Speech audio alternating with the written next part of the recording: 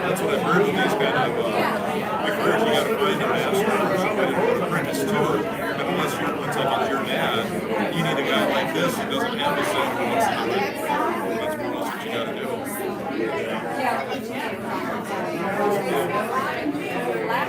Had that problem.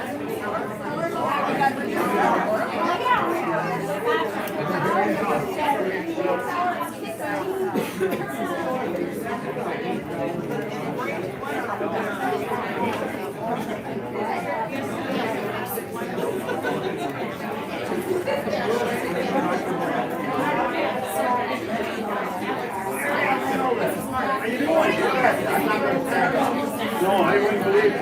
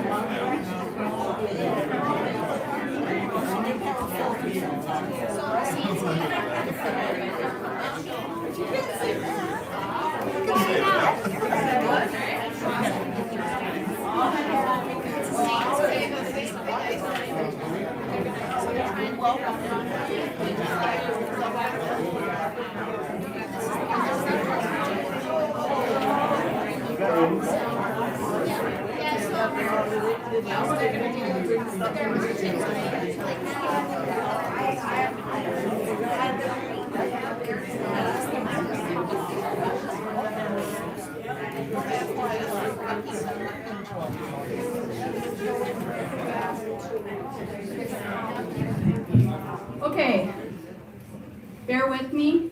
This was Darlene's idea. I have not been to a celebration of life. Most of the funerals I've gone to have had a church service. So this is something new for me. So I guess I have, Darlene was my sister, was 14 years older than I. She was always a little bit like a mother, but after my mom died in 1992, she became a grandmother to my children, a mother to me, and I think a grandmother to most of my nieces and nephews, and to their children. She was a great grand aunt. I knew how involved she was in her family life. She took us on trips. She did a lot of things with family. Now I've come to learn that she had a whole life outside of that I kind of knew about, but not really. A friend of hers, most of you probably got some kind of an email from her. I know she had a group of cousins. She went up to Black Bear probably once every couple months, and they would get together and celebrate all the birthdays for whoever had a birthday within that time span. She had her group of people that she was friends with from the Operating Engineers Union, from the Federal Mediation, and of course a lot of lifelong friends from the campaign for Rick Nolan, as I knew them. I was like 6 or 7 years old, and I thought the sign said Nixon. But you know, I was just learning to read, so give me a little grace there. They couldn't be further apart. She struggled a lot at the end, and she hid it very well from almost everybody. I think we all knew she was a little less than what she was, but it was a lot. In the last year, 2 years, she was struggling a lot more than I even knew, and I saw her at least once a day, if not twice a day or 3 times a day, depending upon the day. She sent you all the nieces and nephews, and I know, and I think former co-workers and other cousins, an email. Basically, it said, "I've had a good life, and I'm ready for it to end." It was time. I went with her to her last appointment with the cardiologist, and they said, "We can maintain the life you have right now for the next 6 to 9 months." And on the way home, she said, "I'm done." She told me. And as her healthcare directive, I said, "Okay, I'll support you. Whatever decisions you make, I will support you and fight for those decisions." And it was hard, because I didn't want her to go. She did so many different things in her life. And I had a 50-year-old friend from Rick Nolan's first campaign, I believe, wrote a little bit of he helped me out so that we could get the timeline of her life right. So I'm just gonna periodically read from this, because I don't know how else to do this. So she said, "I've had a good life, but it's time to face facts. It's coming to an end," Darlene said simply to a friend who was encouraging her to reverse her decision and to enter hospice care. So many things come to find as we think of Darlene. Darlene dedicated herself to helping friends win tough political races. In later years, she was an unofficial staffer, senior counselor to Congressman Rick Nolan during his 3 successful re-election campaigns in Minnesota's 8th district. No job was too big or too small, but she specialized in researching and filling out endless questionnaires from interest groups whose endorsements were important. Darlene never said no to a request, no matter how late she had to stay up to finish the job. That got tougher at the end, she told me. I know before she used to say 3 hours of sleep was plenty. Nobody needed more than 3 hours of sleep. But I think she slept more than that at the end.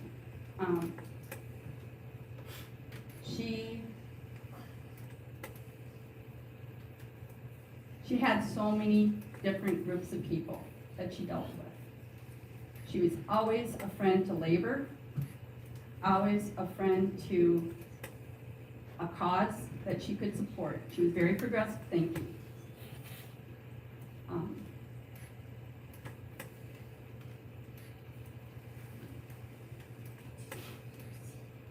Darlene was incredibly generous and kind. A few weeks before her passing, she hosted a pizza party for Congressman Nolan and a small group of union and political friends and their kids. She always loved to have kids around. When concern arose as to what kinds of pizza the kids would prefer, Darlene solved the problem by ordering one of every kind. And that was typical, very typical. As we all know, nothing was too good for friends, especially the kids she would wrestle on the couch with and slip candy over the protests of their mothers. I know with my children and their special days, with Darlene, they would come home, it was better than Christmas for her. She supported, I'm sure my nieces, nephews too, but for my children, she supported their hockey teams. When my daughter's team went to state for hockey, she bought the whole team jackets. We were able to buy sweatpants and they decorated them with, she went and bought fabric paint, and I think there was 5 of every color, everything she bought.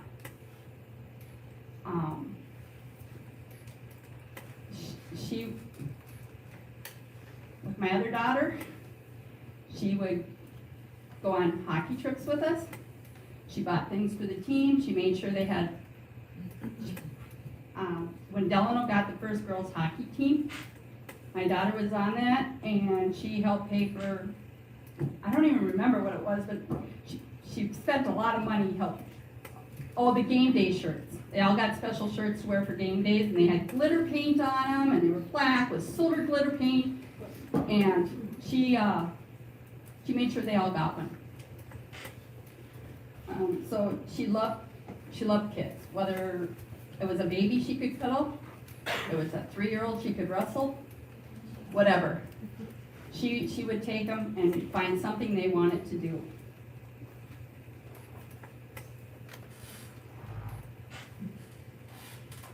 Darlene was a fierce advocate for women, working families, and those living on the margins. They never had a better friend than Darlene Voltin.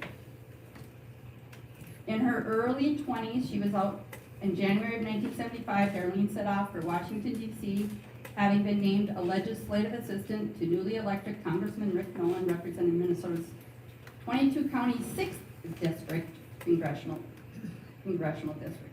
Darlene quickly learned the workings of Capitol Hill, especially assisting the congressman in the areas of women's rights and organized labor and workers' rights. I was probably about 5 years old, 6 years old when that happened. I can remember all the parades my mom and dad and I went to help organize, do whatever. I met Rick's kids, knew them pretty well at that time, and stuff. All the county fairs and different things like that we went to, so she was always involved in that. After she was in Washington, Darlene returned to Minnesota, and she went to work for Local 70 of the International Union of Operating Engineers. She broke the glass ceiling, becoming the local's first woman business agent. A ways into her time with the union, she led a group of labor leaders to South America to participate in a conference on international labor management issues. This I did not know. So it was nice that I was able to find that out. This friend makes the comment, the continent has been in revolution ever since. Which made Darlene very proud, by the way. Darlene was rightly proud of her ability to bring people to an agreement in tough situations where agreement was perceived to be difficult, if not impossible. From Local 70, she was tapped by the Federal Mediation and Conciliation Service to become a mediator, a position she held until her retirement. He says Darlene took on the toughest case, the most difficult challenges, and time and again helped the parties get to a handshake. Even after retirement, Darlene was sometimes pressed into action to help resolve impossibly tough situations. She spent a lot of her time in northern Minnesota, Hibbing, Grand Rapids, Duluth. She always kept a home in Minnetonka because she wanted to be able to attend softball games, baseball games, hockey games, football games, whatever it was for her nieces and nephews, grandnieces and nephews.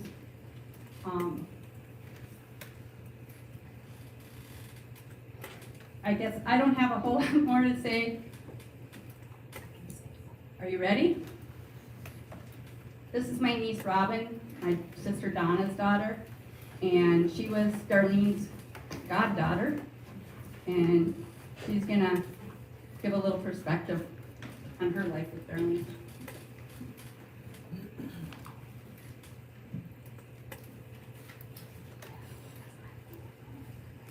Well, thank you guys all for being here to help celebrate the life of a remarkable woman. If you actually knew Darlene, you found this to be true.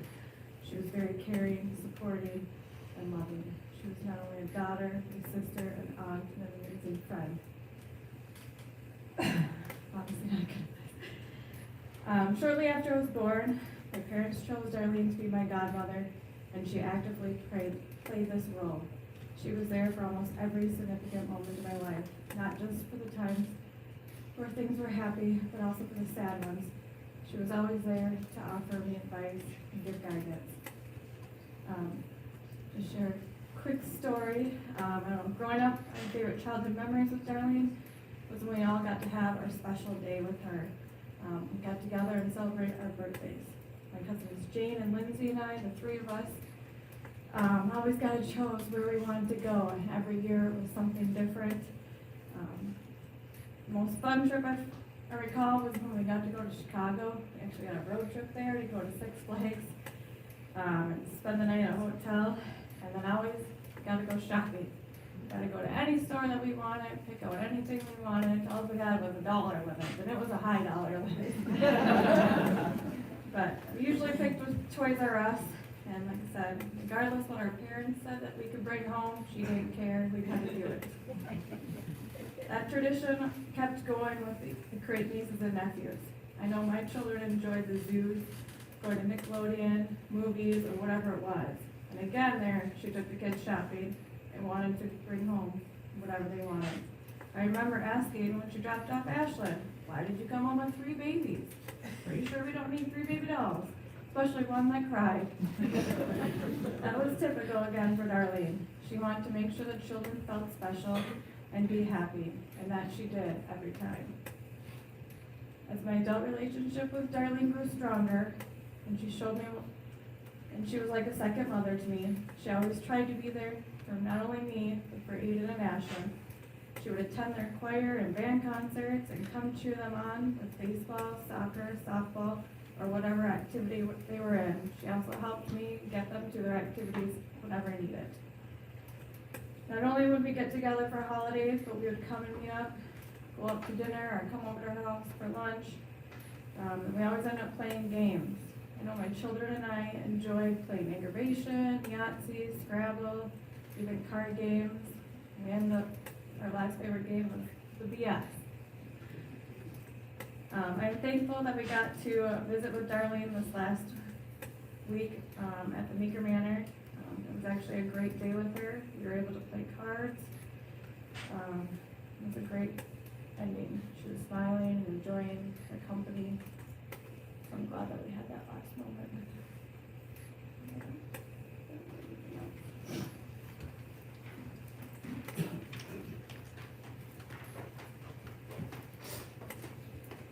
I can remember a particular Christmas. I had 3 nephews that were pretty much all the same age. She bought them Darth Vader helmets that talked, that when you spoke into it, the voice came out like Darth Vader. Unfortunately, that same year, I decided to buy them laser guns. It was a very loud, obnoxious Christmas at the Voltin family. I'm not sure about my oldest 2 nephews' trips with her, but I can say that almost everybody got at least one road trip with her somewhere. I know my kids went to Wisconsin Dells. And again, always came home with the noisiest presents they could find when they were little. Around the time, I think it was the last year Michael and Megan went together as opposed to getting to take a friend, so they each got their own day then. I think she bought them each like $200 worth of Pokemon cards. That was just one of the presents they came home with. And fortunately, we were able to hand them down to a grandnephew that really likes Pokemon.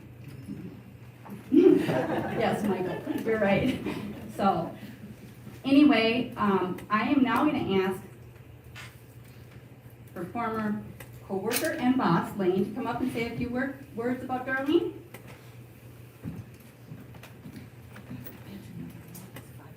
Thanks, Vicki. For those of you that are all here and watching from afar,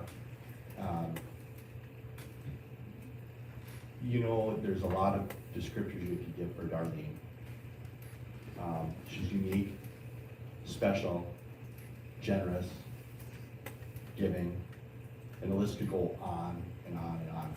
And what I know about Darlene is for the last about 25 years, I've been affiliated with her in a couple of different roles. She was my mediator at one time when I was an advocate in the field, and she She helped me and some other employers through some challenging bargaining. So those were my initial pieces with Darlene. She actually, we went to lunch, and it's a day you never forget, right? She goes, "Hey Lane, have you ever thought about becoming a mediator? I think you could do that job." And I go, "Darlene, I'd have to do what you do, and I don't know if I could," right? And she goes, "You should really think about putting your application in, because I think that you'd have a good career with FMCS and you'd be a great mediator." So, and that goes back 20 plus years, right? On top of all of that, I got to travel with her as an advocate. She took a group, and it was an Apex conference down in Mexico City, and I was part of it. I was an advocate on the union side, and we had the employer side, and we went down and we spent about 5 days in Mexico City, and she crafted the best role play that you could have that went in front of an international venue, Apex. I mean, we had everything from translation years on, because we had countries that you couldn't even speak their language, let alone know where they were from. But those are special times that you meet with Darlene. One, she says, "Hey, you want to do this? You're an advocate." She said, "You can be a mediator." Secondly, you get to spend time in a foreign country, traveling, doing some work with her, getting to know her really, really well. And then ultimately I was hired at FMCS. And there isn't a day that goes by that you didn't get a perspective from Darlene. She had a perspective, and she could be, and she'd admit she could be stubborn at times, extremely stubborn, for those that know her. The one thing that's really, really neat to see is I know her from the work perspective, but she had so much going on the work side that I really never knew much about the family side, but I knew it was there. Because she had, nieces and nephews that she had special days, and, we spent a lot of time together in the office, traveling, doing different programs, and you heard about it, but it's unfortunate to face these times to put those together, because we're all in divergent areas for different things. And that, not only did I get to work with her, a position came open, and then I ended up being her supervisor, her boss. And she was like, "Oh my God, Lane's my boss. This is all I need," right? And Darlene would do anything for anyone at any time. If there's something that needed to get covered, if there was a case that was going to be challenging, she was the first one to step up. She said, "Absolutely, I can do that." And you know what? I had full faith, 100%, that it was going to get done. It was going to get done well. She had a unique ability to bridge gaps, to do trainings, to get people to really understand what it means to compromise and what it means to get to an agreement and still have a relationship after that. Because when we walk in, it's not the most friendly times, right? People are usually at each other's throats. But Darlene was real. And they knew that. They knew when she came in and said something, she had it. She knew exactly how things were going to happen, and she was able to just do that thing and get it done, which was outstanding. On top of it, I got to see her retire. That was a struggle for her, because if you know Darlene, she doesn't quit. She's an Energizer bunny. She'd be going from 6 o'clock in the morning until midnight, every night if she could. She'd be traveling all across the state, getting whatever case, to the next case that she could get the work done. I had to tell her to slow down. But that's not in her DNA. She was stubborn that way. She was like, "No, parties need assistance. I'm gonna get there, I'm gonna do it, and we're gonna make this better." And it was just, an honor, a privilege to work with Darlene. Maybe it's better to say for Darlene, because if you know Darlene, you work for Darlene sometimes. She's pretty directive, and she'll tell you where to go and what to do and how to do it. Even if you don't need that all the time, she's willing to share that. So I've been in a pretty unique spot. So for the past 25 years, I've seen her as a mediator, work with her that way. I worked with her as a coworker. I've been her boss. And then most recently, for the last probably 5-ish years since she retired, I would visit her regularly, depending on which scenario or which place she was at any given time, and she'd say, "Can you leave this lane? Now I'm here, now I'd go have lunch with her," and she was recovering from whatever medical issue she was having at the time. And, but it was just because she always was upbeat, right? And the final time, because I saw her probably, I came and visited her probably 2.5, 3 weeks ago, and had a really good hour and a half, 2-hour chat with her. She got tired. She was laying, "I'm getting tired. I got to shoot you out of here at some point." She goes, "I love having you here. Don't get me wrong, but Darlene has convictions, right? And when she makes up her mind, Darlene makes up her mind." And I could tell after walking out of there that day that I was hopeful to see her, because I know I was going to be in the area next week, that I would see her after Memorial Day. I think what she did mention to me is that her brother was going to be coming in from Phoenix at some point in time, and was hopeful that they'd get to spend a little time together. Not quite sure that happened based on how things transpired, but yeah, it was. Darlene was pretty convinced that she was going to stop taking some of her meds and move into that direction. She didn't want to. She wanted to live her life the way she lived it, and you know what? What I can say is she did. I'm pretty confident she did. So she wouldn't want it any other way than to have folks here to celebrate her, I think. Because Darlene likes a party, there's no question. Like people getting together. It's unfortunate it's for these purposes, but you know what? A celebration for Darlene is in order and in good order. So thanks for the time.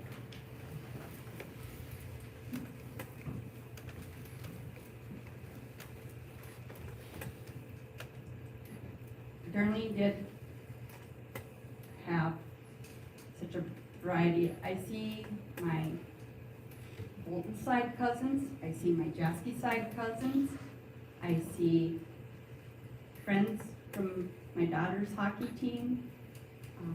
All the nieces and nephews are here. She wanted everybody to have a good time. And I know there's some tears being shed here, and that's acceptable, but please know she lived the life she had, and she lived it to the fullest. I'd like to invite my godmother and my cousin, Nancy Muchko, up here. This was a special group that got together every few months up at Black Bear Casino, and my youngest daughter, Courtney, had a chance to meet them all because at the end Darlene was not ready to drive up there that far anymore, so she was her chauffeur. And she got to meet all the cousins. Nancy.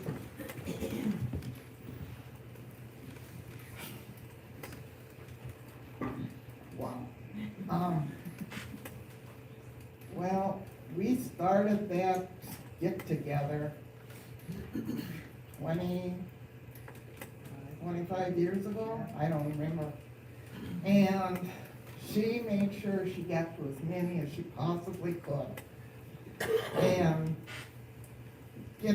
we only met a couple of times a year. I'm one of 5 sisters. And so since we lived on the North Shore of Minnesota, she lived in the central part of Minnesota. We never ever got to see each other. We didn't. And so that was the way we got together to keep in touch with the brothers and the sisters and the nieces and the nephews, and you know, what catastrophes happened, what good things happened, or whatever. I gave her a few gray hairs, I think. I took her we went to Michigan.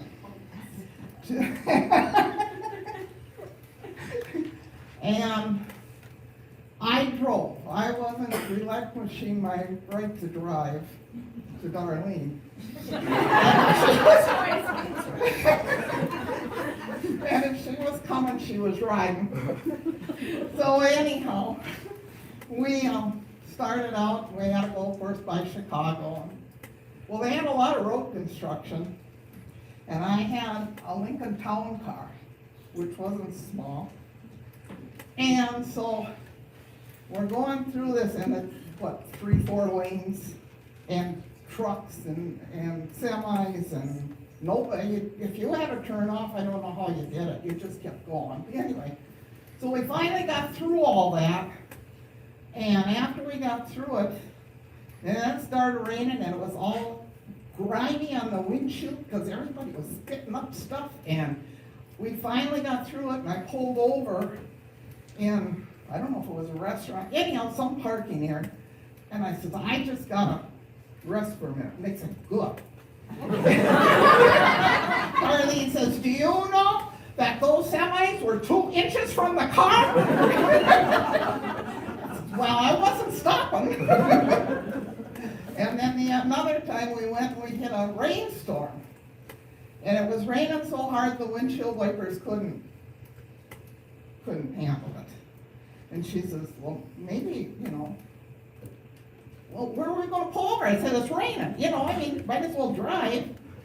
And so we drove and I followed a motorhome. I said, if he goes in the ditch, we go in the ditch. But I says, we're going until we're out of this rain, then we'll stop. So she says, I'll ride with you anywhere, she says. But she always brought unique presents. We had presents. She always could find something that none of the rest of us ever thought of bringing. We were pretty common oriented. And she always had a good word for everybody, always. She was part of the family, We're an eclectic group or whatever that word is. And so you kind of got to put up with us because we're pretty mouthy and voice our opinions. So Darlene wasn't any different than the rest of us. So if she wasn't unique to you guys, well, she was kind of ordinary to us. But she was very loved, very appreciated, and we'll miss her. Thank you.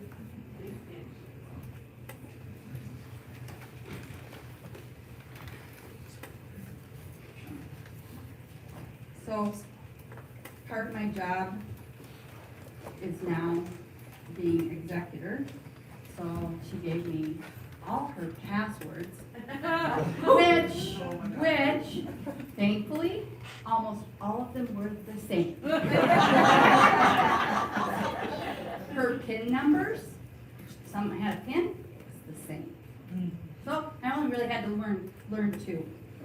But as my son can attest to, occasionally she would have to change a password, but on her spreadsheet, it stayed the same.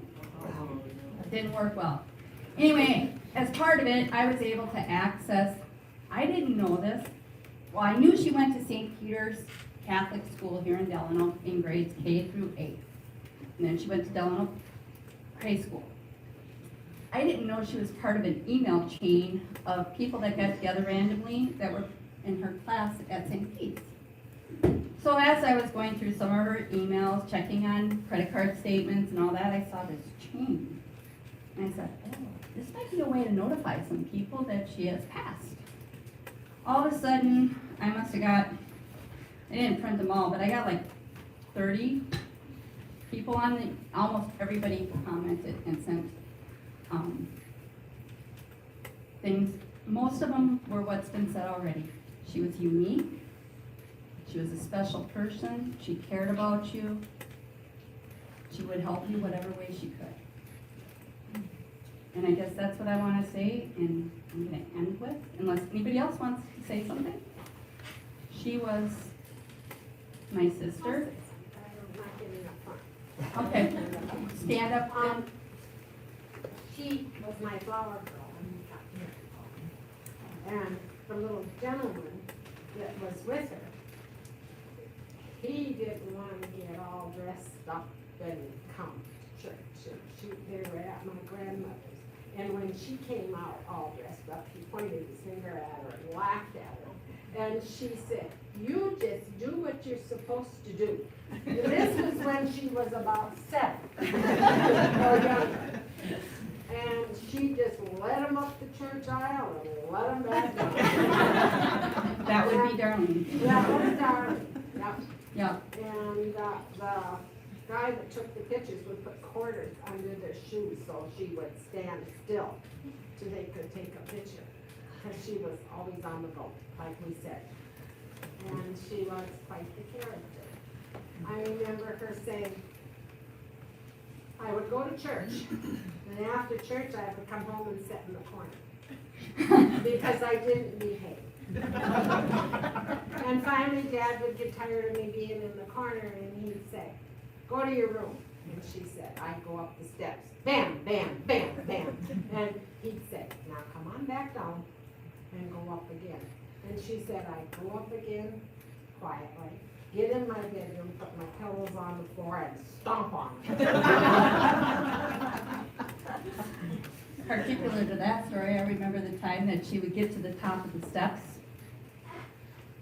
and like 4 times he called her back down because the top 2 steps, bam, bam, just to let him know that she was not happy with him either.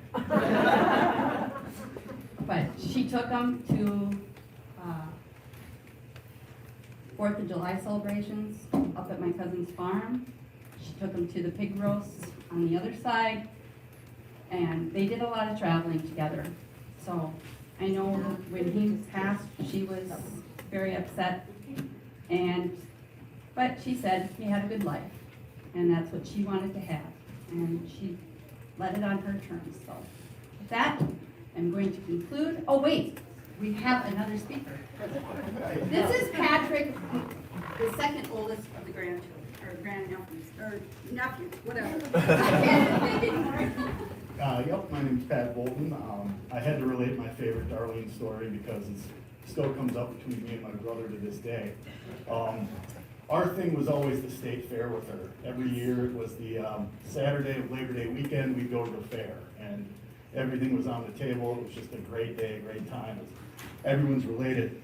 The State Fair Midway, they have something that's called the ejection seat. And if you're unfamiliar with it, it's these 2 spires that probably go 150, 200 feet in the air, and then there was a little seat that people would sit in.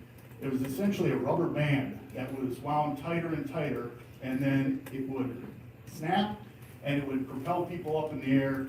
You go from 0 to 60 in under a second, and then you do all this flipping around, and it just looks scary as heck. So I would think I was about 11 years old when this was happening. And you had to have 2 people to go up there. And my brother wanted to do it in the worst way.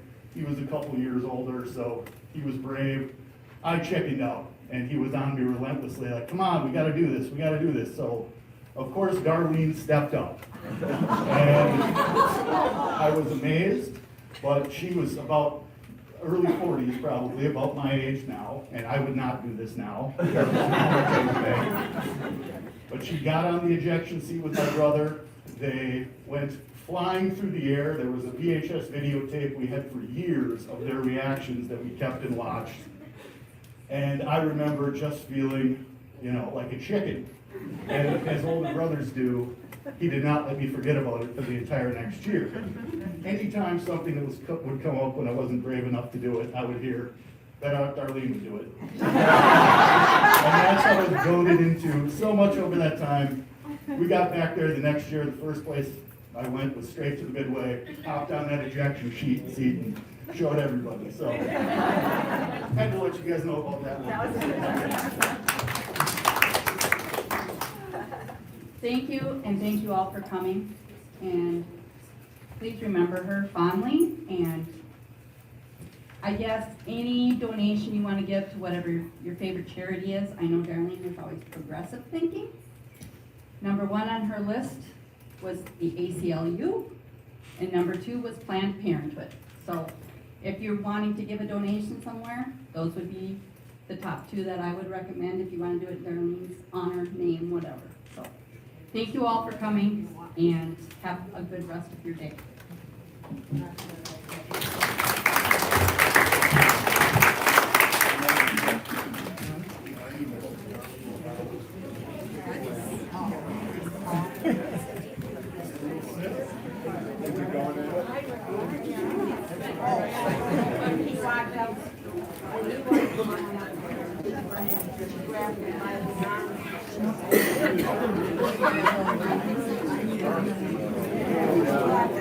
That's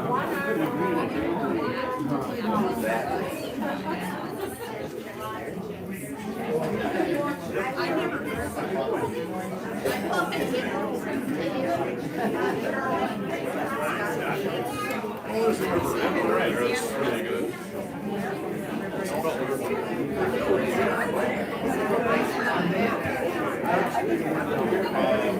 There's a great place if that's where I think I am.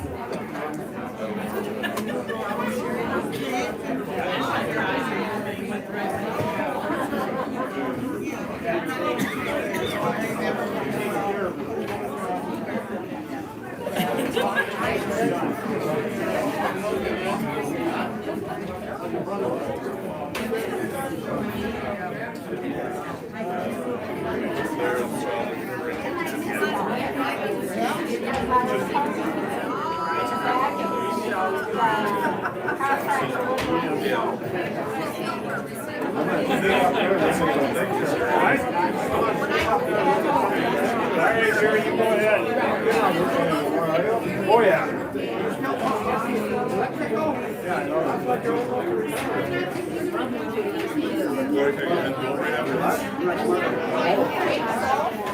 Stay busy.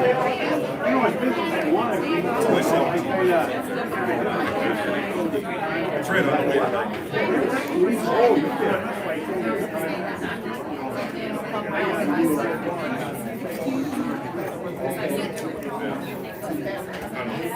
That's all pretty good.